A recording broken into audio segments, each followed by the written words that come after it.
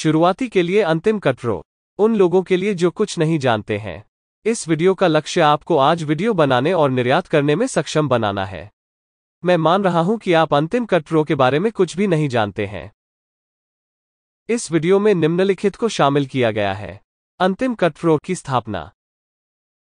मैं अंतिम cut pro user interface का अवलोकन प्रदान करता हूं। मैं दिखाता हूं कि पुस्तकालय एक घटना और परियोजना को कैसे बनाया और उपयोग किया जाए। मुझे पता चलता है कि वीडियो बनाने और संपादित करने के लिए टूल का उपयोग कैसे करें। क्या आप खींचें और ड्रॉप के बारे में पता करने की जरूरत है। मैं दिखाता हूं कि संक्रमण और प्रभावों का उपयोग कैसे करें। मैं दिखाता हूं कि कैसे बनाने के लिए और फीका में उपयोग करने के लिए, बाहर फीका और छवियों, वीडियो और ध्वनि के साथ पार। मैं दिखाता हूं कि अंतिम कट प्रो में उपयोग की जा सकती छवियों को समायोजित करने के लिए फोटोशॉप तत्वों का उपयोग कैसे करें। मैं दिखाता हूं कि कैसे जूम इन बनाएं और जूम आउट करें। मैं दिखाता हूं कि किसी विषय के चारों ओर एक रूपरेखा कैसे बनाई जाए। मैं दिखाता हूं कि अंतिम कट प्रो में प्लगइन कैसे स्थापित करें। मैं दिखाता हूं कि वीडियो कैसे निर्यात करें। इससे पहले कि हम शुरू हो, आपको पता होना चाहिए कि आप एक बाहरी हार्ड ड्राइव की आवश्यकता होगी। क्यों? जब फाइनल कट प्रो आपका वीडियो बनाता है तो यह बैकग्राउंड में ढेर सारी फाइलें भी बनाता है। ये फाइलें काफी स्टोरेज स्पेस लेती हैं। उदाहरण के लिए, मैंने इस छोटे से 5 मिनट का वीडियो बनाया। इस वीडियो का आकार केवल 150 मेगाबाइट है। हालांकि अंतिम कट प्रो अतिरिक्त मीडिया के बारे में 9 गीगाबाइट बनाया। इस प्रकार आप इन फाइलों को बाहरी हार्ड ड्राइव पर स्टोर करना चाहते हैं। कोई बाहरी हार्ड ड्राइव न करें। क्यों? कुछ बाहरी हार्ड ड्राइव बिजली बचाने के लिए अपने स्वयं को बंद कर दें। यह अंतिम कट प्रो के लिए समस्याओं का कारण बनता है। फिर आपको हार्ड ड्राइव को वापस चालू करने के लिए अपने कंप्यूटर को फिर से शुरू करना होगा। मैं इस बाहरी हार्ड ड्राइव का उपयोग करें। यह खुद को बंद कर देता है, लेकिन यह अंतिम कट प्रो इसे वापस चालू करने की अनुमति देता है। इस प्रकार मुझे इसे वापस चालू करने के लिए अपने कंप्यूटर को पुनः आरंभ करने की नहीं है।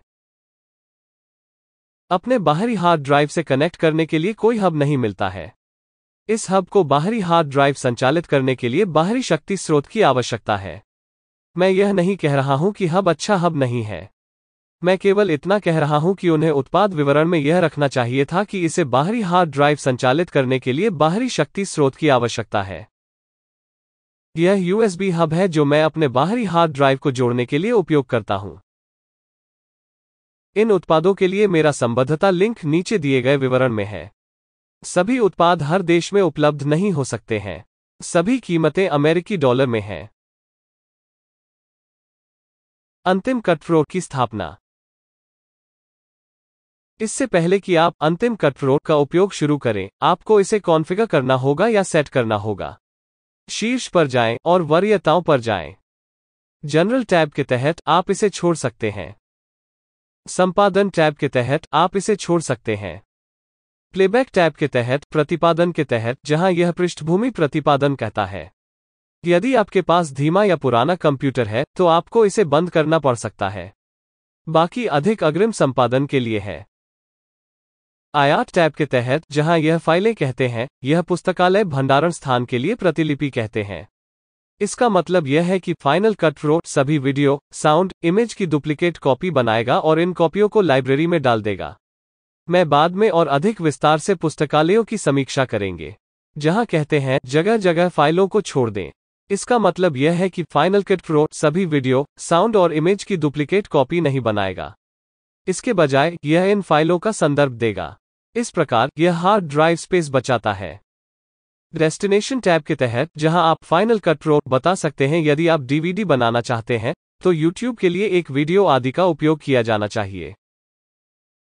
अगर आप YouTube के लिए वीडियो बना रहे हैं तो YouTube और Facebook ऑप्शन का इस्तेमाल न करें, क्योंकि इस विकल्प के लिए संकल्प छोटा है। इस प्रकार यह विकल्प एक घटिया या खराब गुणवत्ता वाला वीडियो बनाता है। आपको हमेशा एक एक्सपोर्ट फाइल का इस्तेमाल करना चाहिए। प्रारूप होना चाहिए कंप्यूटर के लिए। वीडियो कोडेक होना चाहिए H264 और संकल्प होना चाहिए 1920 से 1080 या उससे अधिक। इसके अलावा अपने सभी अभी भी छवियों को 1080 या अधिक से 1920 का एक संकल्प होना चाहिए। यदि आप एक कम संकल्प के साथ शुरू करते हैं और फिर संकल्प को बढ़ाने की कोशिश, समय के अधिकांश यह काम नहीं करेगा। यदि आप एक उच्च संकल्प के साथ शुरू करते हैं और फिर संकल्प को कम करने की कोशिश, समय के अधिकांश यह काम करेंगे। User interface. चलो अंतिम कट फ्लो यूजर इंटरफेस के एक सामान्य सिंहावलोकन के साथ शुरू करते हैं। यह समय रेखा है। यह वो जगह है जहां आप एक साथ डालते हैं या अपने वीडियो को संपादित करते हैं। यह वो जगह है जहां आप अपना वीडियो बनाने के लिए वीडियो क्लिप, स्टिल इमेज और साउंड जोड़ते हैं और व्यवस्थित करते हैं। यह ब्राउज़र है। यह आपको समय रेखा में जोड़ने से पहले व्यक्तिगत वीडियो क्लिप, व्यक्तिगत स्टिल छवियों और व्यक्तिगत ध्वनियों को देखने की अनुमति देता है। यह दर्शक है। यह आपको टाइमलाइन देखने और व्यक्तिगत वीडियो क्लिप, व्यक्तिगत स्टिल इमेज और व्यक्तिगत ध्वनि देखने की अनुमति देता है। यह इंस्पेक्टर है। यह आपको व्यक्तिगत वीडियो क्लिप, व्यक्तिगत स्टिल छवियों और व्यक्तिगत ध्वनि में परिवर्तन करने की अनुमति देता है, जैसे एक ऑडियो क्लिप की आवाज बढ़ाना, क्लिप का आकार बढ़ाना और भी बहुत कुछ। यह साइड बार है। यह आपको अपने पुस्तकालयों, घटनाओं, परियोजनाओं और सभी मीडिया को व्यवस्थित करने और प्रबंधित करने की अनुमति देता है। यह आपको व्यक्तिगत वीडियो क्लिप, व्यक्तिगत स्टिल छवियों और व्यक्तिगत ध्वनि को व्यवस्थित और प्रबंधित करने में सक्षम बनाएगा। पुस्तकालय, घटना और परियोजना। शुरू करने के लिए पहली बात आपको एक नई लाइब्रेरी बनानी चाहिए, फिर एक नई घटना और फिर एक नई परियोजना। यह वही है जो आपको अपनी सभी छवियों, ध्वनि और वीडियो को व्यवस्थित करने के लिए करना चाहिए, जिसका उपयोग आप अपने वीडियो बनाने के लिए करेंगे और अपने वीडियो के सभी अंतिम संस्करणों को व्यवस्थित करने के लिए। पुस्तकालय। पुस्तकालय आपके वीडियो के बारे में सब कुछ संग्रहित करता है। यह सभी वीडियो क्लिप, छवियों, ध्वनि, संक्रमण, प्रभावों को संग्रहित करता है। इस प्रकार सभी मीडिया। यहाँ एक पुस्तकालय कैसा दिखता है। यदि आप सही क्लिक करें और फिर शो पैकेज सामग्री पर क्लिक करें, इसे खोल देंगे। आपको या तो सभी मीडिया की एक प्रति या सभी मीडिया को संदर्भ फाइलों की एक प्रति दिखाई देगी।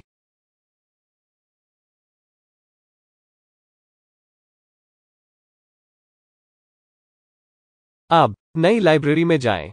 मैं लाइब्रेरी टोड का नाम दूंगा और इसे टोड नाम के फोल्डर में स्टोर करूंगा।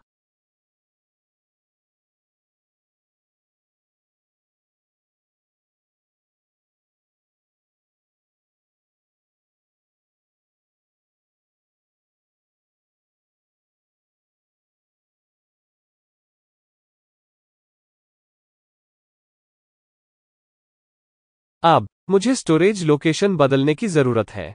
मुझे यह सुनिश्चित करने की आवश्यकता है कि रेंडर फाइलें बाहरी हार्ड ड्राइव पर संग्रहीत की जाती हैं। दाईं ओर, जहां यह संग्रहण स्थान कहता है, स्थान संशोधित करने पर क्लिक करें। जिसे आप हमेशा बदलना चाहते हैं वो कैश है। आप यह सुनिश्चित करना चाहते हैं कि कैश फाइलें बाहरी हार्ड ड्राइव पर संग्रहीत की जाएं। कैश फाइलें प्रतिपादन और अन्य फाइलें हैं जो अंतिम कट फ्लो बनाती हैं।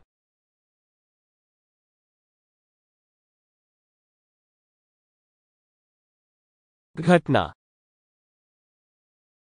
घटना वो जगह है जहां आप अपने सभी वीडियो, छवियों, ध्वनि को आयात करते हैं और जहां आप उन्हें व्यवस्थित करते हैं।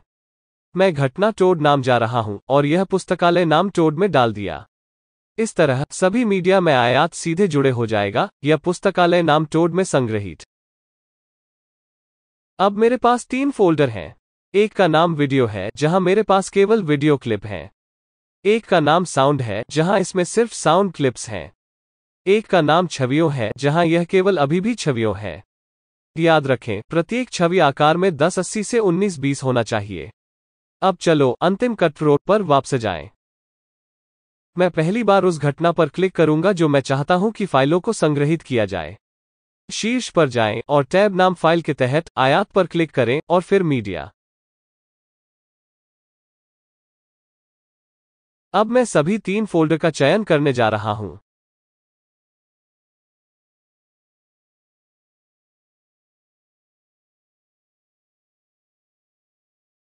जैसा कि आप देख सकते हैं, अंतिम कट फ्लो ने अपने लेबल के साथ सभी 3 फोल्डर आयात किए और उन्हें टोड नाम की घटना के तहत रखा। अब चलो घटना के नाम ध्वनि के लिए चलते हैं। यदि आप ध्वनि फाइलों में से एक पर क्लिक करते हैं और फिर दर्शक में खेलने पर क्लिक करें, तो आप ध्वनि सुनेंगे। मैं लगभग 20 सेकंड खेलूंगा। इस गाने को बनाने में मुझे सिर्फ 10 मिनट का समय लगा। मैं इस वीडियो के अंत में पूरे 1 मिनट का गाना बजाऊंगा। मैं एक वीडियो बुलाया बना देंगे। कैसे लोग हैं जो संगीत के बारे में 100% कुछ नहीं पता है के लिए संगीत बनाने के लिए। जब मैं कहता हूं 100% कुछ भी नहीं, मेरा मतलब है कि केवल एक चीज आप जानते हैं कि कैसे संगीत सुनने के लिए है।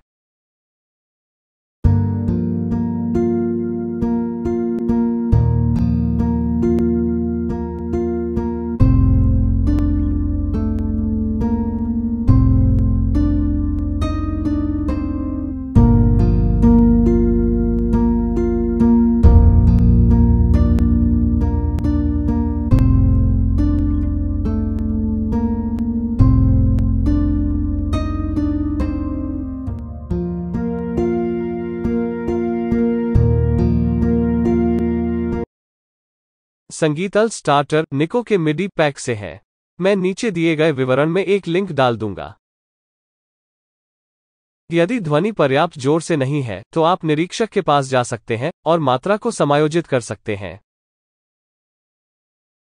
आप एक ही समय में सभी साउंड क्लिप की मात्रा को भी समायोजित कर सकते हैं। ध्वनि फाइलों में से एक के बगल में कहीं भी क्लिक करें।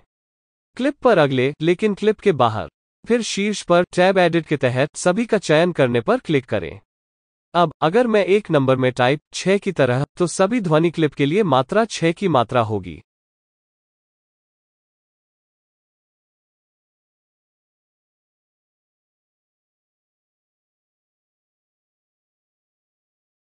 परियोजना। परियोजना समय रेखा यह आपके वीडियो का अंतिम संस्करण है। यह आपके वीडियो के गुणों को अंतिम कट पीआरओ भी बताता है। मैं परियोजना टोड नाम जा रहा हूं और यह टोड नाम घटना में डाल दिया। मैं फाइनल कट प्रो को भी बताने जा रहा हूं कि वीडियो का फॉर्मेट 1080p है। 1080p यूट्यूब और वेबसाइटों के लिए अच्छा है। यदि आप एक डीवीडी बना रहे हैं तो आप एक अलग प्रारूप का उपयोग करेंगे। मैं इस वीडियो में एक डीवीडी बनाने के बारे में कुछ भी समीक्षा करने के लिए नहीं जा रहा हूं। मैं केवल यह कहने जा रहा हूं कि 1920 के संकल्प के साथ 1080p एक विकल्प है जिसका उपयोग डीवीडी बनाने के लिए भी किया जा सकता है। इस प्रकार यह एक अच्छा सामान्य विकल्प है। यह सही है। आप 1920 का संकल्प 1080 से चाहते हैं, जिसमें 1 सेकंड में 30 फ्रेम की फ्रेम दर होती है। यदि आप धीमी गति या एक समय चूक वीडियो बना रहे हैं, तो आप 60 फ्रेम 1 सेकंड में अपने वीडियो फिल्माया है की जरूरत है। ज्यादातर कैमरे और सेल फोन 30 फ्रेम एक दूसरे पर फिल्म। मैं कैसे अपने कैमरे या फिल्म वीडियो के लिए सेल फोन काम करने पर इस वीडियो में कुछ भी समीक्षा नहीं करेंगे। औजार। अंतिम कट प्रो में बहुत सारे उपकरण हैं। क्या यह मुझे 1 घंटे लेने के लिए संपादित करते थे? क्योंकि मैं अब अंतिम कट प्रो उपकरण के इतने सारे पता है, यह अब केवल मुझे 15 मिनट लगते हैं। मैं सभी उपकरणों की समीक्षा नहीं करने जा रहा हूं। मैं केवल उपकरण आप शुरू करने की जरूरत की समीक्षा करने जा रहा हूं। याद रखें, यह वीडियो शुरुआती लोगों के लिए है। इससे पहले कि हम शुरू करते हैं, चलो समय रेखा में कुछ क्लिप चलते हैं तो हम के साथ काम करने के लिए कुछ है। इनमें से कुछ क्लिप 15 साल से अधिक पुरानी हैं। ये सभी सिर्फ यादृच्छिक क्लिप हैं जो मैं अन्य वीडियो बनाने के लिए उपयोग करता था।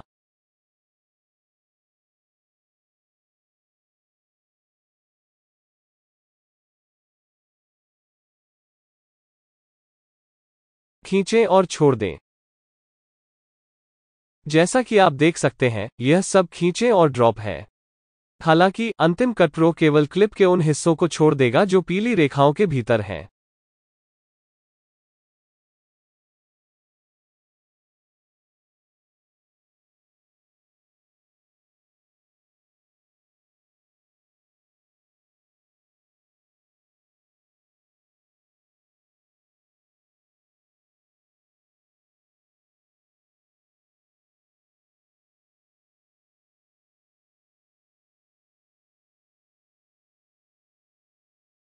यदि आप चाहते थे क्लिप का हिस्सा है खींचें और समय रेखा में छोड़ नहीं था, तो आप समय रेखा में समायोजन कर सकते हैं।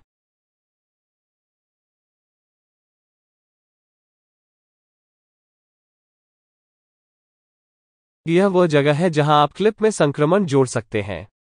जैसा कि आप देख सकते हैं, आपके पास विभिन्न संक्रमणों का संग्रह है, जैसे फीका और फीका। मैं फीका इन, फीका आउट और क्रॉस भंग नामक अनुभाग में संक्रमण की समीक्षा करूंगा।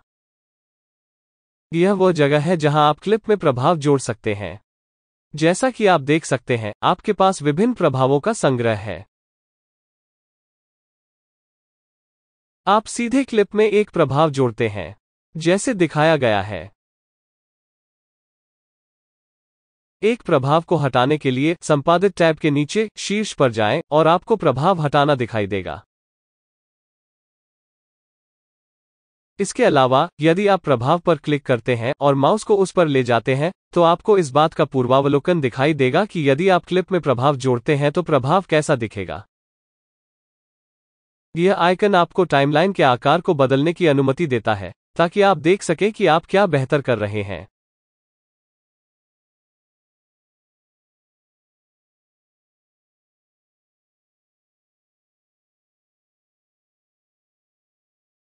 आप इसे दृश्य टैब के नीचे शीर्ष पर भी सक्रिय कर सकते हैं और टाइमलाइन के आकार को बढ़ाने या कम करने के लिए जूम चुन सकते हैं।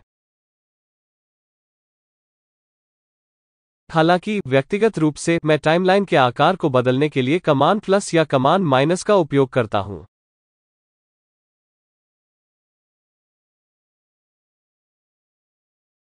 क्लिप को बाईं ओर थोड़ा स्थानांतरित करने के लिए आप कॉमा कुंजी का उपयोग करते हैं। क्लिप को दाईं ओर थोड़ा स्थानांतरित करने के लिए आप अवधि कुंजी का उपयोग करते हैं। हालांकि आपको इस कीबोर्ड शॉर्टकट का उपयोग करने के लिए जूम इन करना पड़ सकता है।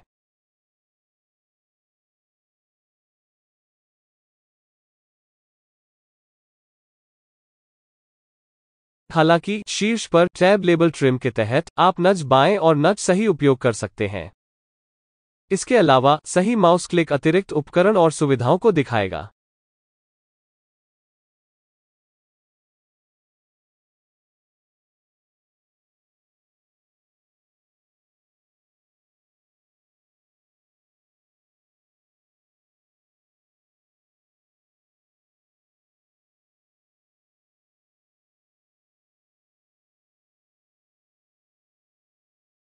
यह स्नैप बटन है, जब यह आपको व्यक्तिगत क्लिप को लाइनअप करने की अनुमति देता है।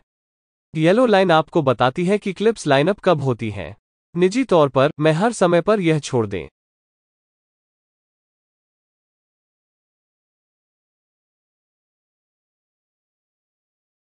यह आइकन सभी ध्वनि को म्यूट करेगा।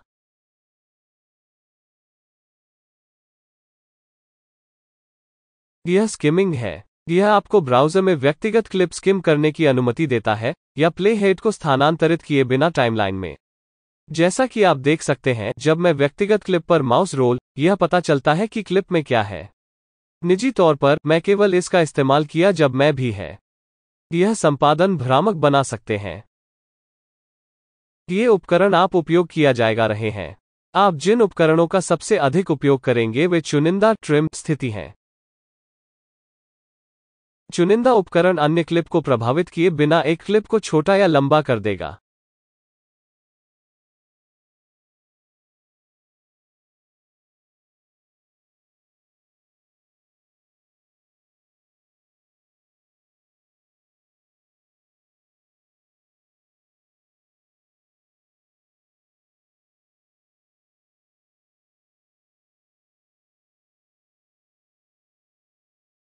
हालांकि यदि आप अभी भी छवियों या एक छोटा वीडियो क्लिप के साथ चुनिंदा उपकरणों का उपयोग करते हैं, तो उपकरण फ्रेम जोड़ता है और इसके परिणामस्वरूप अन्य सभी क्लिप्स को दाईं ओर या बाईं ओर धकेल दिया जाता है। जब ऐसा होता है, जब यह नियंत्रण चबूतरे, बस डबल यहां क्लिक करें बीच में और यह दूर जाना होगा। मैं इसे एक उन्नत संपादन उपकरण मानता हूं, लेकिन यह उपकरण पॉप अप होगा। यह वीडियो शुरुआती लोगों के लिए है। ट्रिम उपकरण एक क्लिप को लंबा कर देगा, जबकि एक ही समय में अन्य कनेक्टेड क्लिप को छोटा कर देगा।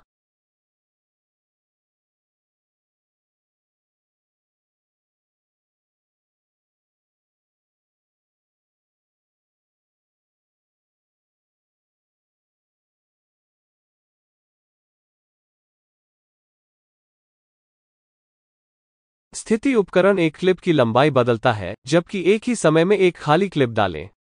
यह केवल एक क्लिप को प्रभावित करता है। इसका असर अन्य क्लिप्स पर नहीं पड़ता है।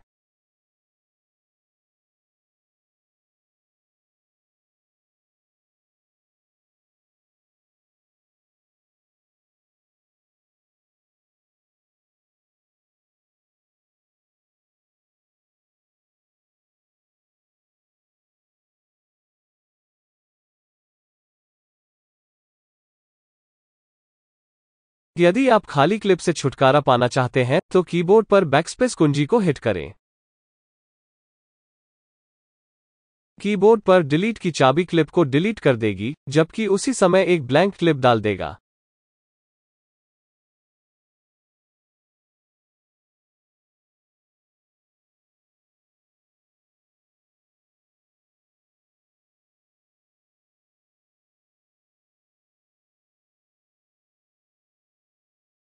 यदि आप एक खाली क्लिप डालने के लिए चाहते हैं, विकल्प प्रेस और फिर W। ब्लेड उपकरण क्लिप को आधे में काटता है।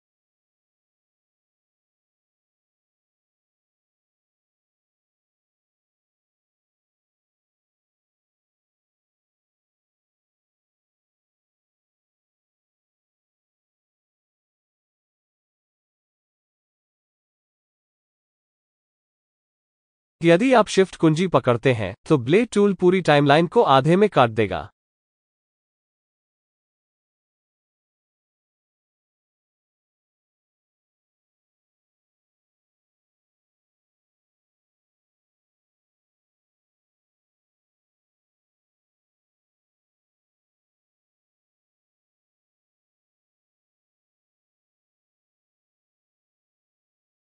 यह बटन अंतिम क्लिप चयनित के साथ समय रेखा में वर्तमान क्लिप की जगह।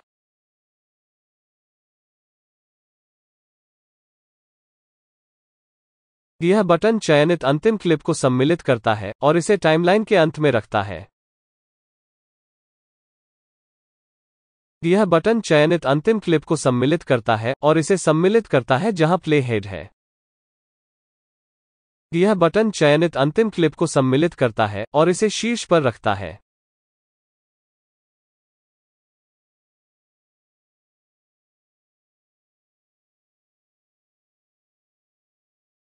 शीर्ष पर टैब लेबल संपादित करने के तहत, जहां यह कहानी से लिफ्ट कहते हैं, यह भी शीर्ष करने के लिए चयनित क्लिप कदम होगा।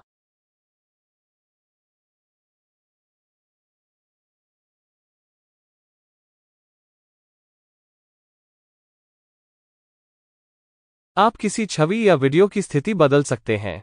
दर्शक में सही माउस क्लिक करें और ट्रांसफॉर्म का चयन करें। ट्रांसफॉर्म आपको क्लिप को किसी भी स्थिति में ले जाने की अनुमति देता है।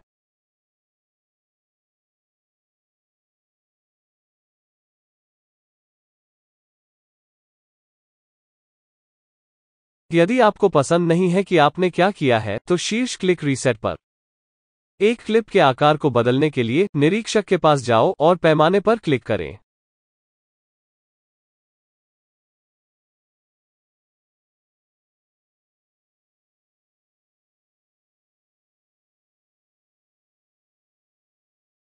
इंस्पेक्टर में किसी भी नियंत्रण के दाईं ओर, आप इसे मूल आकार और स्थिति में वापस रीसेट कर सकते हैं। फसल का चयन करें। फसल वीडियो या छवि के कुछ हिस्सों को काट देगी।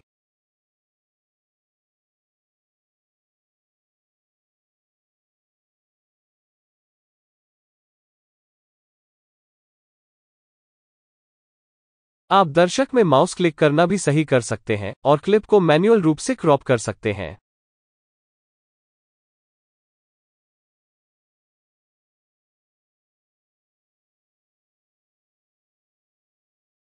खोलना। हर कोई जानता है कि सबसे आवश्यक उपकरण पूर्ववत बटन है। हालांकि फाइनल कट प्रो में अलग अलग पूर्ववत बटन हैं और यह आपके द्वारा उपयोग किए जा रहे उपकरण पर निर्भर करता है। शीर्ष पर संपादित करने के तहत आप पूर्ववत देखेंगे। इंस्पेक्टर में दूर दाएं तरफ हर नियंत्रण में एक रीसेट बटन होता है। एक और तरीका आदेश को पकड़ना और एक ही समय में J दबाना है। यह सबसे तेज तरीका है। अगर आपने किसी इमेज या वीडियो में कोई प्रभाव जोड़ा है, तो सबसे ऊपर एडिट के तहत प्रभाव हटाएं। शीर्षक। अंतिम कट प्रो बहुत सारे खिताब के साथ आता है। ऊपर जाकर टाइटल और जनरेटर बटन पर क्लिक करें। जैसा कि आप देख सकते हैं, सभी शीर्षक श्रेणियों में हैं। हालांकि, अगर आप टाइटल आइकन पर क्लिक करते हैं, तो यह आपको सभी टाइटल दिखाएगा।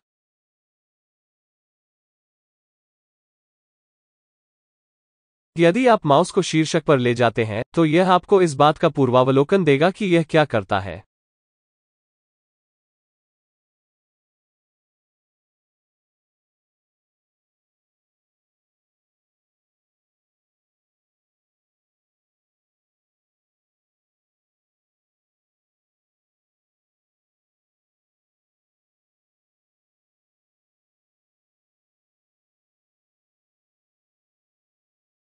अब एक बुनियादी शीर्षक बनाते हैं। नीचे स्क्रॉल करें जब तक आपको मूल शीर्षक न मिल जाए। इस शीर्षक को टाइमलाइन पर खींचें और छोड़ दें। अब शीर्षक का विस्तार करने के लिए संपादन उपकरणों का उपयोग करें, जैसे कि यह एक क्लिप है। इंस्पेक्टर में शीर्ष पर दूसरे आइकन पर क्लिक करें, जहां पाठ कहते हैं, जहां जाओ और पाठ आपकी तरह में टाइप करें। मेथड में टाइप करेंगे और पाठ के आकार में वृद्धि होगी।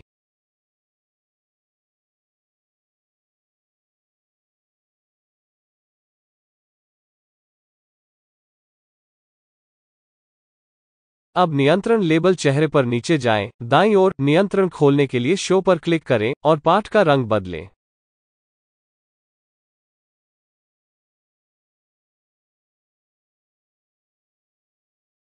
एक शीर्षक को एक नई स्थिति में ले जाने के लिए शीर्षक पर क्लिक करें, माउस बटन को दबाएं और इसे उस स्थान पर ले जाएं जहां आप इसे चाहते हैं। कुछ शीर्षक इतने छोटे होते हैं कि आपको समायोजन करने के लिए टाइमलाइन पर जूम इन करना पड़ सकता है। टाइमलाइन पर जूम इन करने के लिए कमांड और प्लस कुंजी का उपयोग करें। चलो बुनियादी कम तीसरे खिताब के लिए एक ही बात करते हैं। जैसा कि आप देख सकते हैं, यह स्क्रीन के निचले तीसरे में है। आप इस शीर्षक के प्रत्येक भाग को एक साथ या अलग से स्थानांतरित कर सकते हैं। वहां एक बहुत तुम खिताब के साथ कर सकते हैं।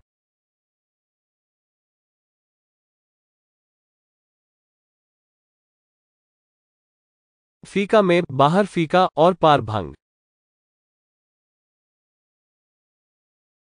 संक्रमण है कि सबसे अधिक उपयोग करता है पार भंग है, क्योंकि यह आप एक फेड इन बनाने के लिए अनुमति देता है, एक फीका बाहर और एक क्रॉसफेयर डैश क्रॉस भंग। अंतिम कट प्रो आप में फीका करने के लिए अनुमति देता है, बाहर फीका और पार किसी भी वीडियो, किसी भी छवि और किसी भी ध्वनि भंग। आप किसी क्लिप के क्रॉस को भंग करने या फीका करने के लिए संपादन टूल का उपयोग करते हैं। क्रॉस भंग पर क्लिक करें और आप इसे बड़ा या छोटा बना सकते हैं। आप बस इस पर क्लिक करें और खींचें और इसे छोड़ जहां आप इसे होना चाहते हैं। जैसा कि आप देख सकते हैं, मैं एक क्रॉस दो क्लिप के बीच भंग डाल दिया और एक फीका बाहर एक और क्लिप पर।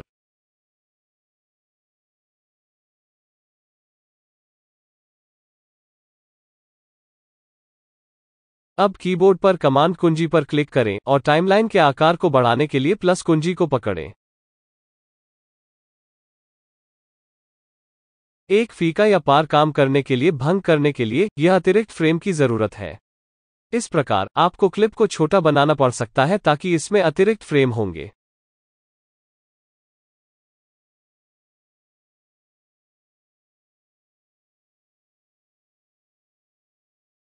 अब खींचें और शीर्षक पर पार भंग ड्रॉप।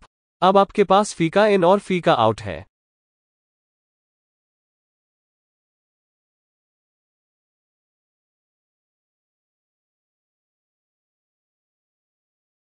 ध्वनि। सब कुछ हम वीडियो और फीका में के बारे में छवियों के साथ किया था। बाहर फीका और पार फीका हम ध्वनि के साथ कर सकते हैं। इसके अलावा जब ध्वनि के साथ काम करने की बात आती है तो कुछ अतिरिक्त विशेषताएं होती हैं। काम करने के लिए फीका के किसी भी प्रकार के लिए यह अतिरिक्त फ्रेम की जरूरत है। इसलिए मैं कुछ फ्रेम द्वारा ध्वनि क्लिप को कम करने जा रहा हूं। मत भूलना कि आपको समायोजन करने के लिए समय रेखा के आकार को बढ़ाना पड़ सकता है। ध्वनि की फ्रेम। अब एक ऑडियो क्लिप में कुछ कीफ्रेम जोड़ते हैं। एक कीफ्रेम जोड़ने के लिए ध्वनि पर क्लिक करें। फिर शीर्ष पर संशोधित के तहत लेबल किए गए कमांड का चयन करें, चयनित प्रभाव में कीफ्रेम जोड़ें। या आप कमांड कश्मीर का उपयोग कर सकते हैं। मैं 4 कीफ्रेम अंक जोड़ूंगा।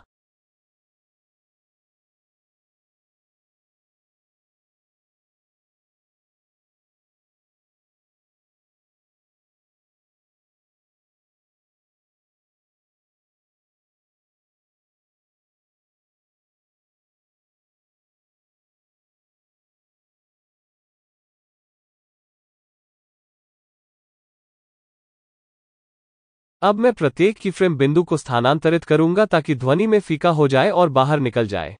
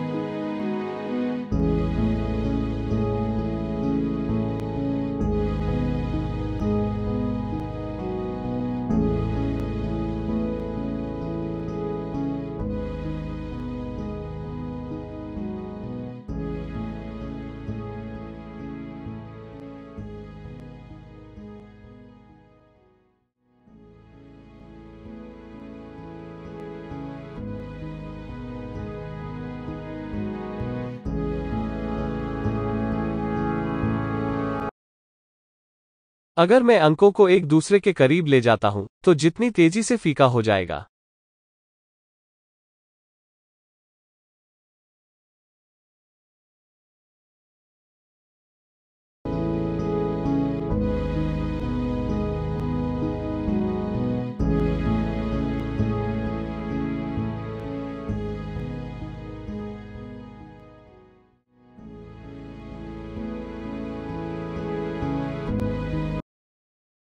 इस अगले उदाहरण में मैं 2 अलग क्लिप का उपयोग किया जाएगा।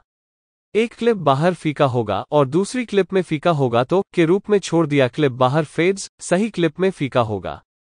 छवियों और वीडियो की तरह आप एक दूसरे के शीर्ष पर ध्वनि ढेर कर सकते हैं।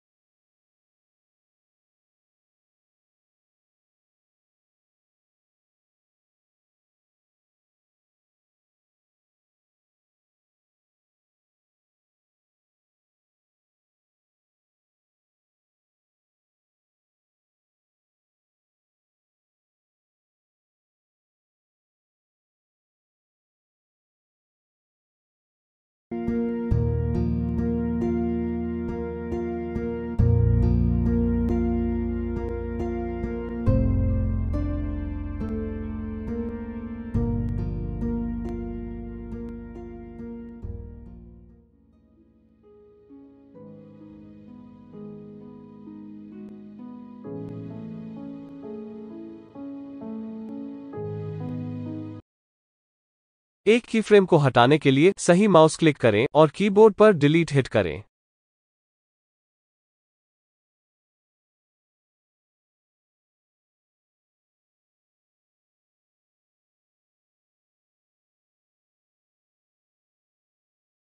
यह न भूलें कि आप निम्नलिखित 3 तरीकों से वॉल्यूम को समायोजित कर सकते हैं। ध्वनि पर क्लिक करें और निरीक्षक में साउंड बार को दाईं, बाईं ओर ले जाएं, या एक नंबर में टाइप करें।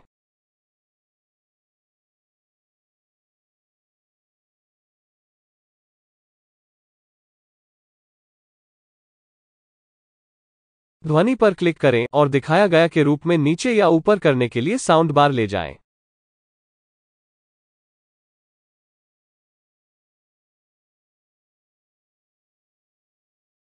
ध्वनि पर क्लिक करें तो अतिरिक्त नियंत्रण खोलने के लिए सही माउस क्लिक करें और अलग ऑडियो का चयन करें।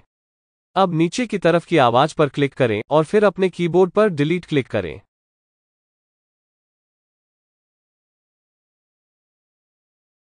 छवियां और चित्र। जब भी आप किसी इमेज या पिक्चर का इस्तेमाल करते हैं तो आप चाहते हैं कि रेजोल्यूशन या साइज वीडियो से मैच करे। HD वीडियो के लिए रेजोल्यूशन या साइज 1920 बाय 1080 होगा। मैं अभी भी छवियों का बहुत उपयोग करता हूं क्योंकि वे वीडियो की तुलना में काम करना आसान है। मैं अपनी छवियों में समायोजन करने के लिए फोटोशॉप तत्वों का उपयोग करता हूं। यह केवल $80 है। मैं नियमित रूप से फोटोशॉप का उपयोग करता हूं, लेकिन मैंने पाया कि फोटोशॉप तत्व मेरी जरूरत के सभी काम करता है। इसके अलावा मुझे मासिक सदस्यता का भुगतान नहीं करना है। फोटोशॉप तत्वों में शीर्ष पर इमेज टैब पर जाएं और आकार बदलने वाली छवि पर क्लिक करें। नीचे सुनिश्चित करें कि आदेश विवश अनुपात बंद है। इसके बाद चौड़ाई को बदलकर 1920 और ऊंचाई 1080 कर दी। फिर तस्वीर को PNG फाइल के रूप में सेव करें।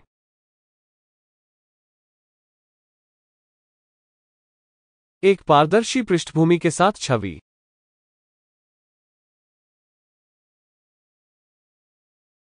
अंतिम कट प्रो बहुत सारे शीर्षक प्रदान करता है और जनरेटर। हालांकि कुछ को अंतिम कट प्रो प्रदान करने से अधिक की आवश्यकता हो सकती है। मान लें कि आप एक पारदर्शी पृष्ठभूमि के साथ एक छवि बनाना चाहते हैं। पथ 1 नामक छवि को देखो। इसकी पृष्ठभूमि पारदर्शी है। जब मैं उस पर क्लिक करता हूं तो छवि दिखाई देगी।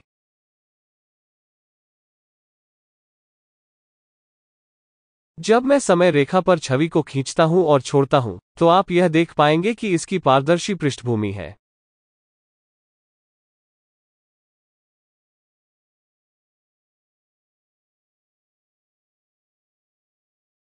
मैं आकार बदल सकते हैं और यह किसी भी स्थिति में ले जाते हैं। इसके बाद मैं आपको दिखाने जा रहा हूं कि फोटोशॉप तत्वों में इस तरह की छवि कैसे बनाई जाए।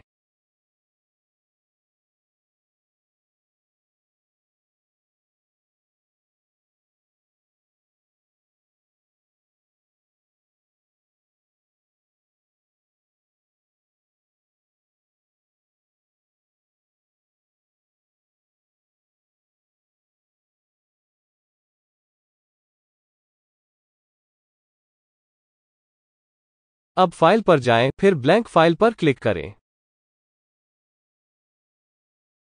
Command document type click film और वीडियो के तहत। आकार के तहत क्लिक करें HDTV 1080p/29.97। जैसा कि आप देख सकते हैं, यह 1920 में 1080 संकल्प स्वचालित रूप से भर दिया। सुनिश्चित करें कि पृष्ठभूमि सामग्री पारदर्शी पृष्ठभूमि में सेट की गई है। इसके बाद ओके पर क्लिक करें। अब ऊपर जाएं और नई परत पर क्लिक करें। यदि आप चाहें तो आप परत को एक नाम दे सकते हैं। फिर ओके पर क्लिक करें। फोटोशॉप में सब कुछ परतों के साथ किया जाता है। इस प्रकार, हर बार जब आप एक नया समायोजन करते हैं, तो आपको एक नई परत बनानी होगी। बाईं ओर, सुनिश्चित करें कि रंग आप पाठ होना चाहते हैं करने के लिए सेट है।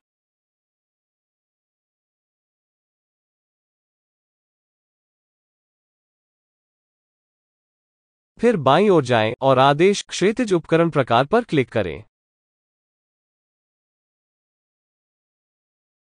अब माउस बटन को दबाए रखें और बॉक्स दिखाई देने तक इसे खींचें। अब किसी भी शब्द में टाइप करें जो आप चाहते हैं, जैसे टोड। नीचे, आप पाठ के आकार, रंग, फॉन्ट और स्थिति को बदल सकते हैं।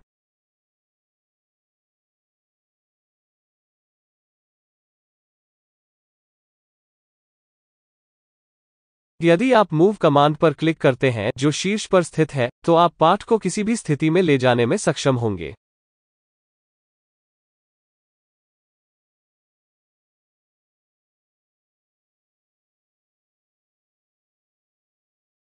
पारदर्शी पृष्ठभूमि रखने के लिए छवि को मर्ज या समतल न करें। इसके अलावा, आप छवि को PNG फाइल के रूप में सहेजते हैं। फाइल पर जाएं, जैसे सेव करें। PNG पारदर्शी पृष्ठभूमि रखेगी। अगले भाग में सिर्फ क्या मैं पहले से ही समीक्षा की है। हालांकि मैं आपको दिखाता हूं कि अंतिम कट रो और फोटोशॉप तत्वों दोनों का उपयोग करके एक विषय के चारों ओर एक रूपरेखा कैसे बनाई जाए, जिसे अनुभाग में बुलाया गया है। एक विषय के चारों ओर रूपरेखा। अब इवेंट लेबल वाली छवियों पर क्लिक करें ताकि जब आप छवियों को आयात करते हैं तो यह इस घटना में होगा। आप अंतिम कट रो में छवि आयात करने के लिए शीर्ष बाएं कोने में आइकन का उपयोग कर सकते हैं।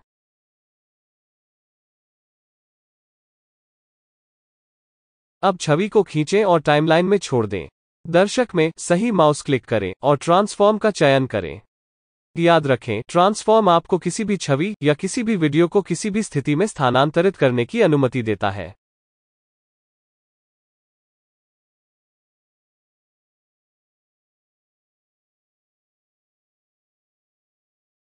निरीक्षक में आप पैमाने को बढ़ा सकते हैं या छवि को क्रॉप कर सकते हैं।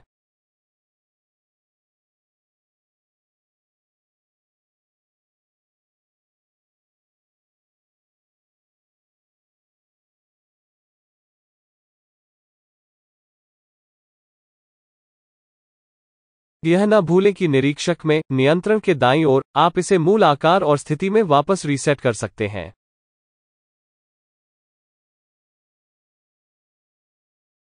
जूम इन और जूम आउट में और बाहर जूम करने के लिए कई तरीके हैं। मैं केवल आपको सबसे सरल तरीके दिखाने जा रहा हूं। याद रखें, यह वीडियो शुरुआती लोगों के लिए है। जूम इन और जूम आउट विधि एक। वीडियो या छवि पर क्लिक करें और निरीक्षक में वृद्धि या पैमाने में कमी।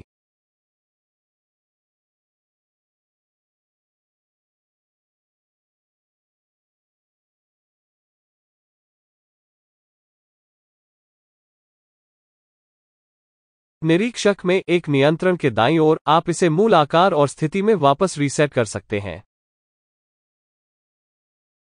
जूम इन और जूम आउट विधि दो। एक क्लिप पर क्लिक करें और फिर दो स्थानों में क्लिप काटने के लिए ब्लेड उपकरण का उपयोग करें।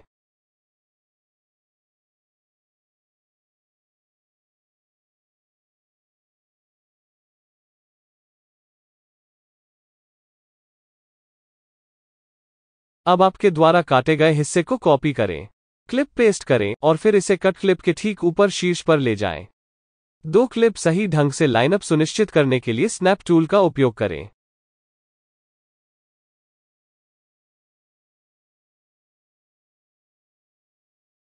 अब नीचे क्लिप पर क्लिक करें तो सही माउस अतिरिक्त उपकरण दिखाने के लिए क्लिक करें। अब डिसेबल पर क्लिक करें। आप नीचे क्लिप अक्षम करना चाहते हैं ताकि आप शीर्ष क्लिप में किए गए समायोजन को देख सकें। शीर्ष क्लिप पर क्लिक करें। फिर सही माउस अतिरिक्त उपकरण दिखाने के लिए क्लिक करें और आदेश का चयन करें अलग ऑडियो और नीचे अतिरिक्त ऑडियो हटा दें। यदि आप अतिरिक्त ऑडियो को नहीं हटाते हैं तो ध्वनि दो बार जोर से होगी। शीर्ष क्लिप पर क्लिक करें और सुनिश्चित करें कि खेल सिर इस क्लिप पर है। दाईं ओर निरीक्षक में शीर्ष क्लिप का पैमाना बढ़ाएं। जब आप निरीक्षक में हैं, क्लिप फसल जहां केवल व्यक्ति के सिर दिखा रहा है।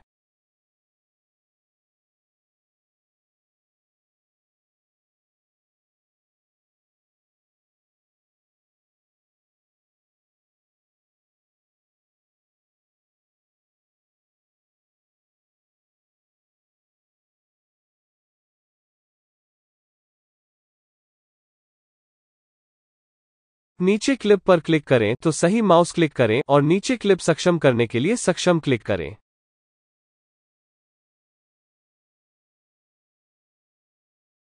अब शीर्ष क्लिप पर क्लिक करें, फिर दर्शक पर क्लिक करें और फिर अतिरिक्त उपकरण दिखाने के लिए राइट माउस क्लिक करें और ट्रांसफॉर्म का चयन करें।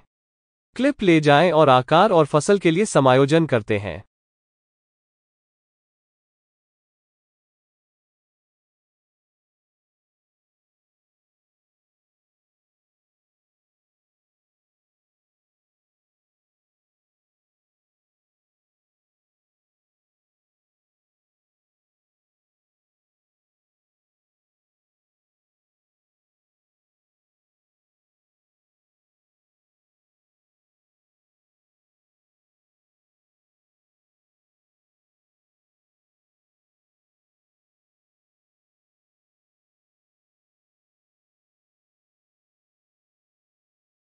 शीर्ष पर जाएं और दृश्य को 200% बनाएं।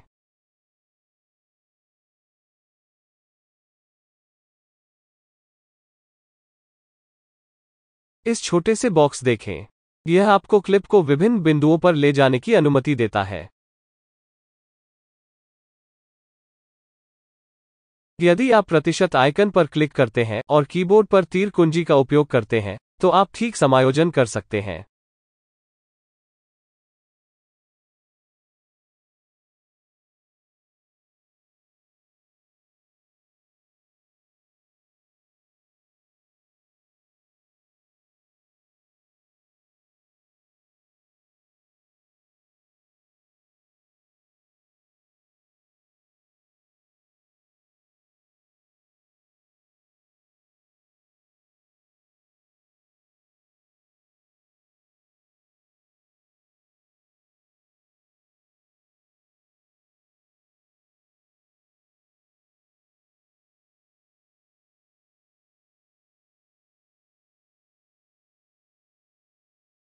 जब आप समायोजन कर रहे हैं, शीर्ष पर जाओ और फिट क्लिक करें। अब काम का पूर्वावलोकन करते हैं।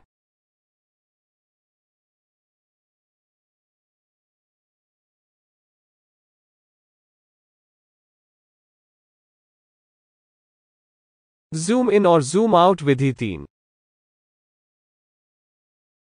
इस विधि को केन बर्न्स इफेक्ट कहा जाता है।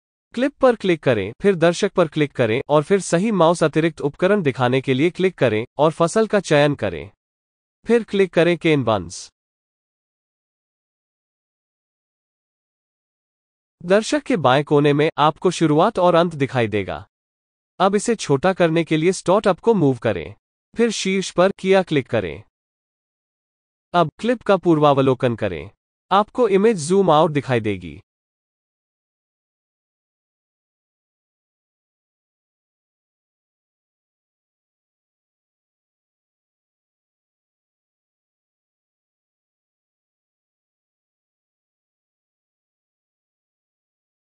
अब चलो एक रिवर्स केन बर्न्स प्रभाव करते हैं। एक ही क्लिप पर क्लिक करें और बाईं ओर शीर्ष पर इस आइकन पर क्लिक करें। फिर शीर्ष पर किया क्लिक करें।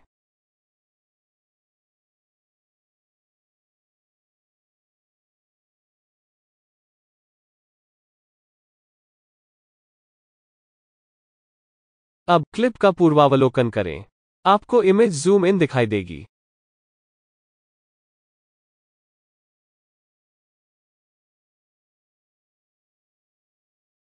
चलो क्लिप को अपनी मूल सेटिंग में वापस रीसेट करते हैं। एक ही क्लिप पर क्लिक करें और दाईं ओर निरीक्षक में केन बर्न्स नियंत्रण के बगल में रीसेट आइकन पर क्लिक करें।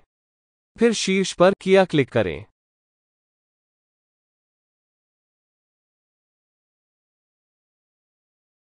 अब एक बार और केन बर्न इफेक्ट जोड़ें। क्लिप पर क्लिक करें, फिर दर्शक पर क्लिक करें और फिर दाएं माउस अतिरिक्त उपकरण दिखाने के लिए क्लिक करें और फसल का चयन करें। इसके बाद केन बर्न्स पर क्लिक करें। फिर शीर्ष पर किया क्लिक करें। अब प्ले हेड को क्लिप के बीच में रखें। ब्लेड उपकरण ले लो और आधे में क्लिप काट दिया।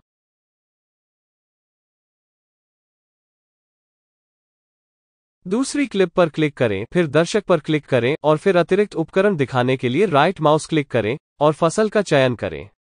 इसके बाद केन बर्न्स पर क्लिक करें और बाईं ओर शीर्ष पर इस आइकन पर क्लिक करें। फिर शीर्ष पर किया क्लिक करें। अब क्लिप का पूर्वावलोकन करें। क्लिप को जूम आउट करना चाहिए और फिर जूम इन करना चाहिए।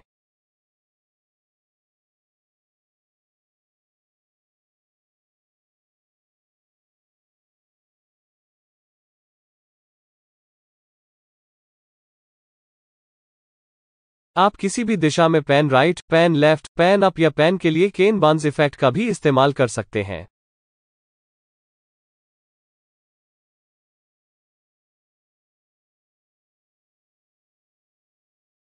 यदि आप मेरे वीडियो को बुलाया देखो, हैप्पी प्लेस सभी मैं इस वीडियो बनाने के लिए इस्तेमाल किया केन बर्न्स प्रभाव है।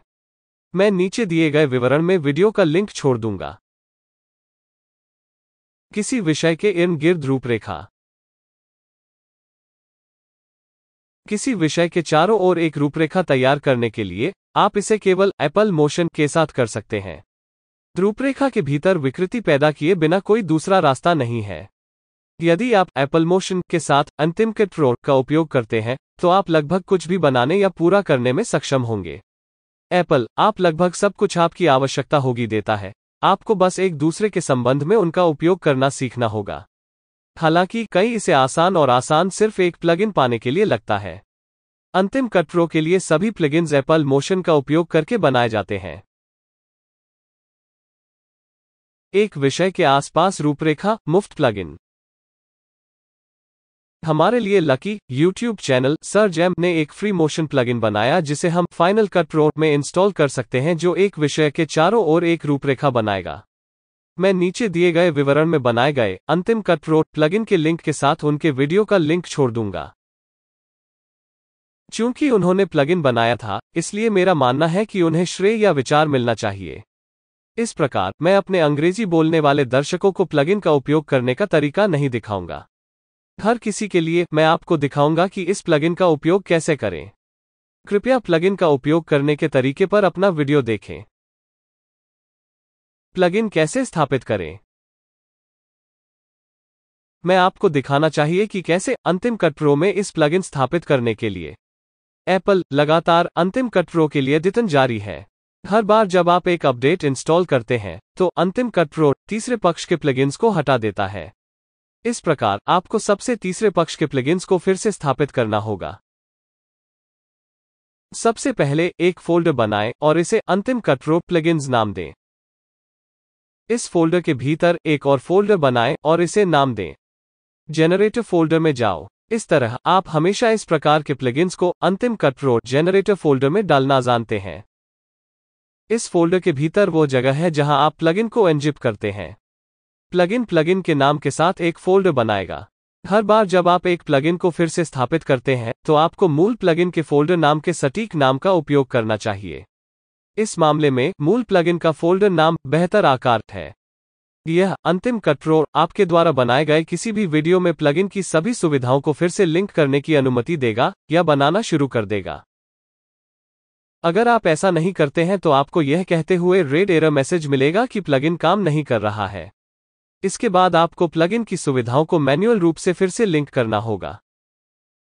जिस रास्ते का उपयोग हम प्लगइन स्थापित करने के लिए करेंगे वह है पैकेज सामग्री दिखाएं, फिर सामग्री, फिर प्लगइन, फिर मीडिया प्रदाता, फिर मोशन इफेक्ट, फिर सामग्री, फिर संसाधन, फिर टेम्पलेट्स और अंतिम जनरेटर। अब अपने डेस्कटॉप पर एप्लीकेशन फोल्डर पर जाएं। फिर अंतिम कट प्रो पर राइट क्लिक करें, फिर क्लिक करें पैकेज सामग्री दिखाएं। अब सामग्री खोलें। इसके बाद प्लगइन खोलें। फिर मीडिया प्रदाताओं को खोलें। फिर ओपन मोशन इफेक्ट। फिर सामग्री खोलें। फिर संसाधन खोलें। इसके बाद टेम्पलेट्स खोलें। आपको नाम, प्रभाव, शीर्षक, जनरेटर और संक्रमण के साथ फोल्डर देखना चाहिए। तो भविष्य में जब आपको प्लगइन्स मिलते हैं जो एक प्रभाव, शीर्षक, जनरेटर या संक्रमण है, तो यह वह जगह है जहां आप प्लगइन के फोल्डर की एक प्रति डालते हैं। बेहतर कार प्लगइन एक जनरेटर है। इस प्रकार हमें अंतिम कट प्रो जनरेटर फोल्डर में बेहतर आकार फोल्डर की एक प्रति डालनी होगी। यदि आप नहीं जानते कि प्लगइन एक प्रभाव, शीर्षक, जनरेटर या संक्रमण है, तो प्लगइन के फोल्डर को खोलें और विस्तार को देखें। फिर खोलें अंतिम कट प्रो का प्रभाव, शीर्षक, जनरेटर या संक्रमण फोल्डर और इन एक्सटेंशन को देखें। एक्सटेंशन मैच होना चाहिए। यदि वे मेल नहीं खाते हैं तो प्लगइन उस फोल्डर में नहीं जाता है।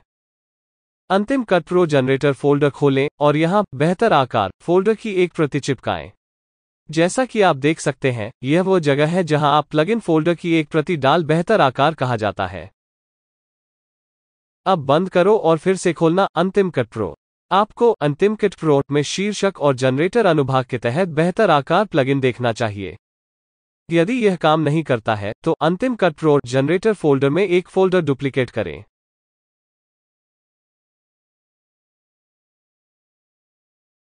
इसके बाद फोल्डर की सामग्री को डिलीट कर दें। फिर प्लगइन की फोल्डर सामग्री को इस फोल्डर में कॉपी और पेस्ट करें।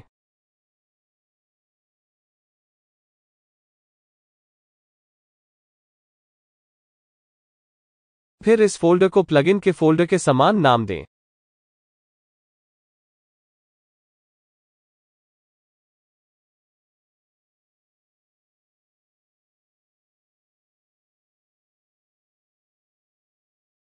किसी विषय के चारों ओर रूपरेखा, बेहतर आकार।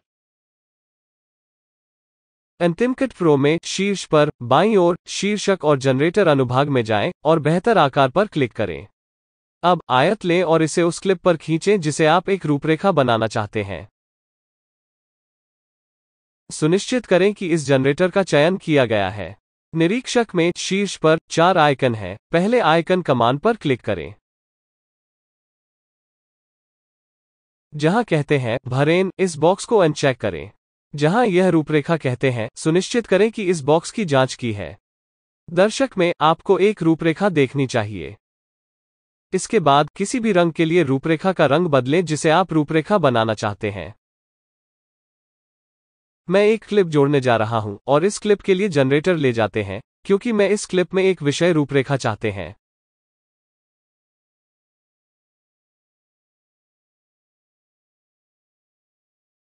इसके बाद रूपरेखा नियंत्रण के अधिक दिखाने के लिए ब्रश रंग पर क्लिक करें। इसके बाद रूपरेखा की चौड़ाई बढ़ाएं। अब दर्शक में सही क्लिक करें और ट्रांसफॉर्म का चयन करें। आप जिस विषय की रूपरेखा तैयार करना चाहते हैं, उसके बीच में रूपरेखा को स्थानांतरित करें। इंस्पेक्टर में शीर्ष पर दूसरे कमांड आइकन पर क्लिक करें। अब रूपरेखा के पैमाने को बदलें कि आप इसे कहां चाहते हैं।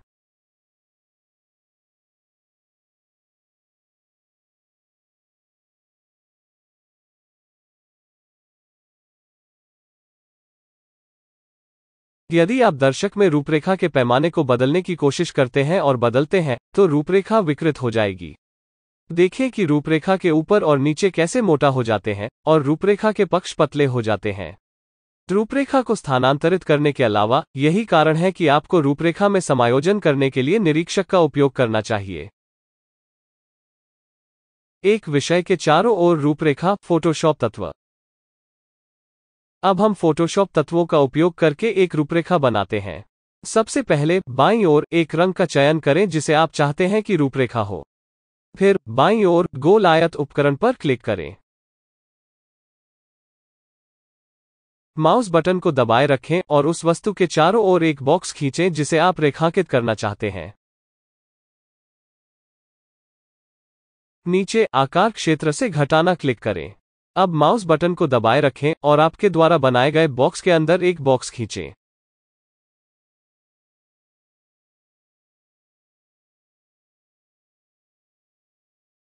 अब आपके पास रूपरेखा है। यह अभ्यास लेता है, तो आप यह करने के लिए कुछ समय से पहले आप इसे पाने के लिए बस जिस तरह से आप यह चाहते हो सकता है। शीर्ष पर जाएं और टैब लेबल वाली परत के नीचे इसे जगह में लॉक करने के लिए समतल छवि पर क्लिक करें। अब शीर्ष पर जाएं और टैब लेबल वाली छवि के तहत आकार बदलने के लिए जाएं, फिर छवि आकार पर जाएं। सुनिश्चित करें कि छवि का आकार 1080 से 1920 है। अब इमेज को पीएनजी फाइल के रूप में सेव करें।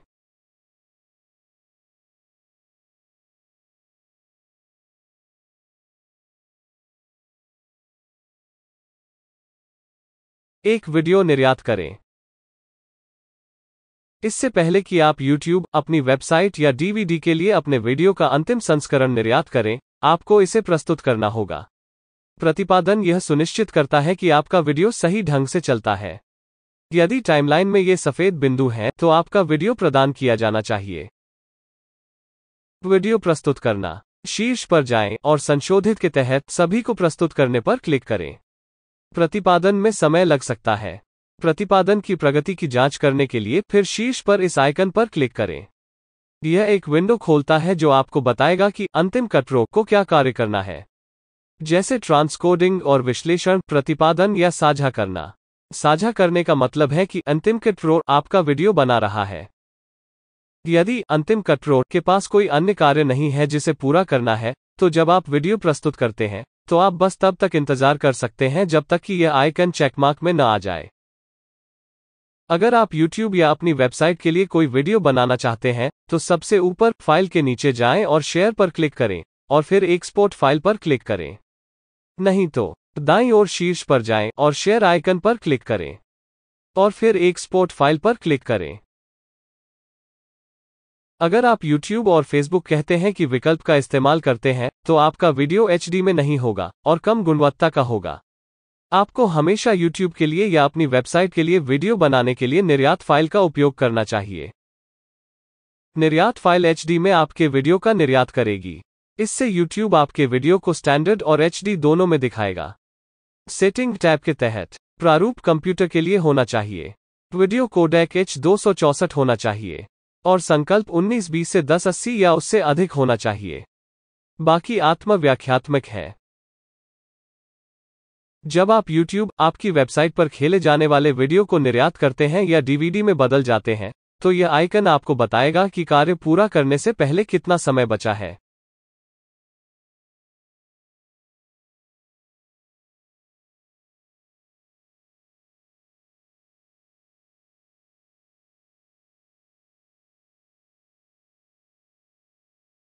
मैं केवल एक गीत के लिए पर्याप्त बनाया, इस वीडियो के लिए एक प्रदर्शन के रूप में इस्तेमाल किया जाएगा।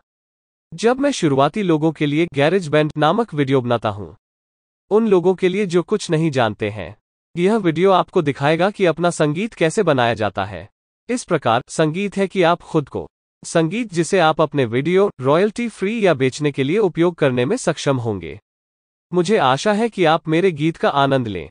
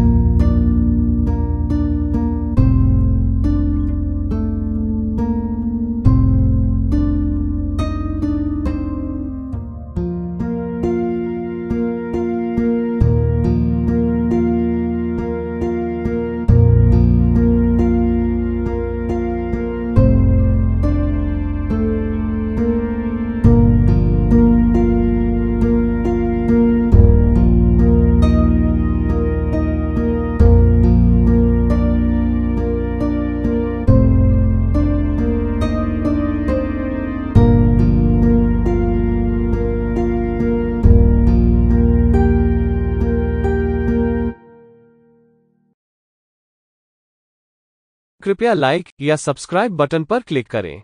धन्यवाद।